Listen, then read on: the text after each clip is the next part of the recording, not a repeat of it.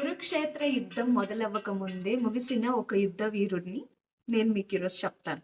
మనందరికీ తెలిసింది అర్జునుడు మాత్రమే యుద్ధం చేశాడు, శ్రీకృష్ణుడు యుద్ధం చేయించాడని.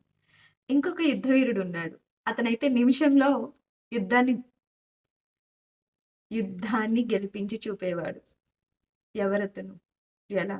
కురుక్షేత్ర యుద్ధం మొదలవ్వక ముందే శ్రీకృష్ణుల వారు ఒక జాబితాని సిద్ధం చేయించారు.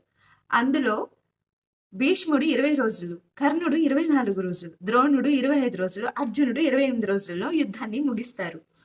చూసి అలా లిస్ట్ చూస్తుంటే ఒక్కడు మాత్రం ఒక్క నిమిషంలో యుద్ధాన్ని ముగిస్తాడు. ఆయనే భీముడి మనవుడైన బారబారికుడు. కృష్ణుల వారు ఆయన్ని పిలిపిస్తారు. పిలిపించి ఎలా ఒక నిమిషంలోనే నువ్వు యుద్ధాన్ని ముగించగలవు, నాకు తెలియాలి అని అడుగుతారు. అడిగితే దానికి బారబారికుడు చెప్తాడు, తను చాలా తీవ్రమైన తపస్సు చేయడం వల్ల పరమశివుడు వరంగా తనకి 3 బాణాలు ఇస్తాడు. అందులో ఒకటి శత్రువులెవరో తెలుసుకుంటుంది, రెండోది మనవాళ్ళెవరో తెలుసుకుంటుంది, మూడోది శత్రువుల్ని నాశనం చేస్తుంది. అది విన్న శ్రీకృష్ణుల వారు ఆశ్చర్యానికి గురయ్యి, ఇలా అయితే ఇరు సైన్యాల్లో ఉన్న సైనికులు చనిపోతారు. అందుకని అతన్ని ఒక కోరిక కోరతారు, నీ తల నాకు కానుకగా కావాలి అని.